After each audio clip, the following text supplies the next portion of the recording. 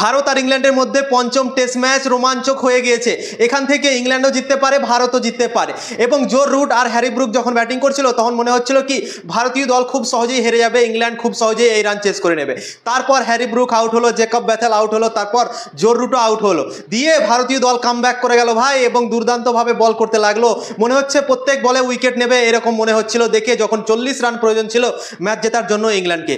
এখন 35 run match জেতার জন্য ইংল্যান্ডকে লাগবে, এবং 4টা উইকেট তাদের হাতে আছে।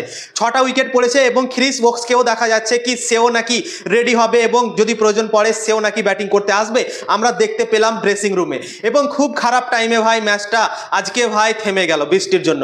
যদি সেই সময় বৃষ্টি না আসতো তাহলে কিন্তু ভারতের জন্য অনেক বড় একটা সুযোগ ছিল কি আজকেই ভারতীয় দল ইংল্যান্ডকে হারিয়ে দিতে পারতো, কিন্তু বৃষ্টির জন্য ভাই আজকে ম্যাচটা থেমেই গেল, এবং এই ম্যাচটা আর আজকে হচ্ছে না।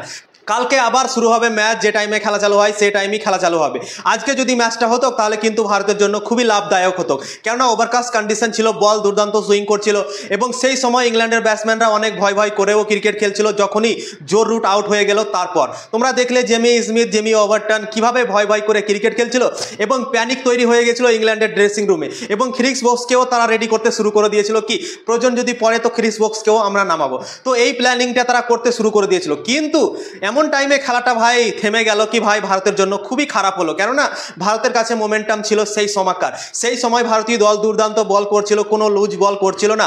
প্রাসিদ কৃষ্ণা, মোহাম্মদ সিরাজ একদম লাইনে বল করছিল, বল সুইং করাচ্ছিল, মনে হচ্ছে প্রত্যেকটা বল প্যাডে গিয়ে লাগছে, দুর্দান্তভাবে আপিল হচ্ছিল, আম্পায়ারদের সামনে খালি আবেদনই উঠছিল ভাই, তো দুর্দান্ত মনে হচ্ছিল। কিন্তু বৃষ্টি চলে এলো এবং ম্যাচটাকে ভাই থামিয়ে দিল। ভারতের আজকে ভাই ভাগ্যটাই খারাপ, কেননা অনেক দেখো এলপিডব্লিউ আবেদন উঠেছে, সেই আবেদনগুলো আম্পায়ার কোনো সাড়া দেয়নি।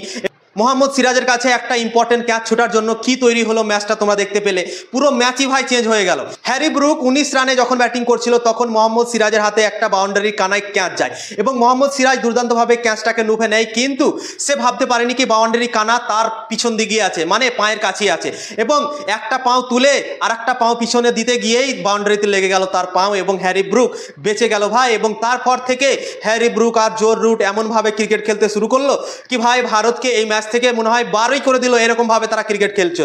195 রানের পার্টনারশিপ করে ফেললো জো রুট আর হ্যারি ব্রুক, ম্যাচকে পুরোপুরি ভাবে একতরফা করে দিল। হ্যারি ব্রুক সেঞ্চুরি করে ফেললো, 111 রানে ফাইনালি সে আউট হয়েছে। জো রুটও 105 রান করে ফেলেছে। তাও এই ম্যাচটা দেখো দুর্দান্তভাবে এখনো সেটেল হয়ে আছে, এখনো এখান থেকে ইংল্যান্ড ভারত দুটো দলই জিততে পারে। তো আজকের খেলাটা শেষ হওয়াতে ভারতের জন্য খুবই খারাপ হলো আমি বলবো। কালকে যখন ম্যাচটা শুরু হবে তখন ইংল্যান্ড ব্যাটিং করতে আসার আগে একটা হেভি রোলার নেবে। হেভি রোলার মানে একটা শক্ত জিনিস, পিচটাকে ভাই একদম বসিয়ে দেবে, মানে পিচটাকে দুর্দান্ত করে দেবে, এবং সেই ফায়দাটা কিন্তু ইংল্যান্ড দল উঠাতে পারে। তো তাই জন্যই বললাম কি ভারতের অনেক ভাগ্য খারাপ। আজকে যদি ম্যাচটা হয়ে যেত, 1.5 ঘন্টা আরও টাইম ছিল যখন ম্যাচটা থেমে গেল, তখন যদি আজকে ম্যাচটা হতো তাহলে হয়তো আজকে হার জিত হয়ে যেত, এবং ভারতীয় দল ইংল্যান্ড দল দুই দলের মধ্যে একজন জিতে নিত, আজকে রেজাল্টটা বেরিয়ে যেত। কিন্তু ওই যে বললাম খারাপ টাইমে ম্যাচটা ভাই আজকে থেমে গেল। তো আজকের দিনটা ভারতের জন্য ভাই কিছুই ভালো হলো না। দুর্দান্তভাবে ভারতীয় দল আজকে শুরুয়াত করেছিল। প্রথমে বেন ডাকেট আউট হলো, তারপর আউট হলো অলি পোপ, 2টো উইকেট ভারতীয় দল নিয়েছিল, কিন্তু ওই যে ক্যাচটা ছাড়লো মোহাম্মদ সিরাজ, মিস্টেক হয়ে গেল মোহাম্মদ সিরাজের কাছে। তারপর থেকেই পুরো মোমেন্টামটা চলে গেল ইংল্যান্ডের দিকে, এবং ভারতীয় দল কিভাবে উইকেট নেবে বুঝতেই পারছিল না। এবং আমরা তো ভাই মাথা ঠাটিয়ে ভাবছিলাম কি হবে, ভারত কেন উইকেট পাচ্ছে না, এবং বল দেখেও মনে হচ্ছিল কি কিছুই হয় না বলে ভাই, একদম আসানিসে খেলছে হ্যারি ব্রুক আর জো রুট। এবং যখনই হ্যারি ব্রুক আউট হলো, জেকব বেথেল ব্যাটিং করতে এলো। জেকব বেথেল প্রথম ম্যাচ খেলছে ঠিক আছে, এবং খুব ফেসে খেলছিল, এবং একটা আগিয়ে মারতে গিয়ে প্রাসিদ কৃষ্ণার বলে সে বোল্ট হয়ে যায়। তারপর জো রুটও আউট হয়ে যায়, এবং অনেকটা চাপের মধ্যে পড়ে যায় ইংল্যান্ড, এবং প্যানিক সৃষ্টি হয়ে যায় ইংল্যান্ডের ড্রেসিং রুমে। এবং সেই সময় মোমেন্টামটা ভারতের দিকে ছিল, কিন্তু ভাই খারাপ টাইমে ম্যাচটা থেমে গেল, এবং এই ম্যাচটা ভাই অনেক এখন ইন্টারেস্টিং হয়ে গেছে। তো কালকে দেখা যাক ভারতীয় দল জেতে না ইংল্যান্ড জিতে। তোমাদের কি মনে হয় কোন দল জিততে পারে অবশ্যই কমেন্ট করে তোমরা জানিয়ে দাও।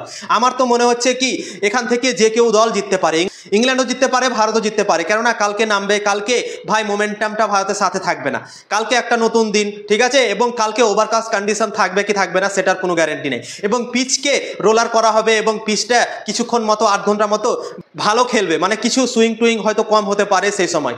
তো আজকের দিনটা শেষ হওয়াতে ভারতের জন্য ভাই অনেক বড় একটা লস হয়ে গেল আমি বলবো।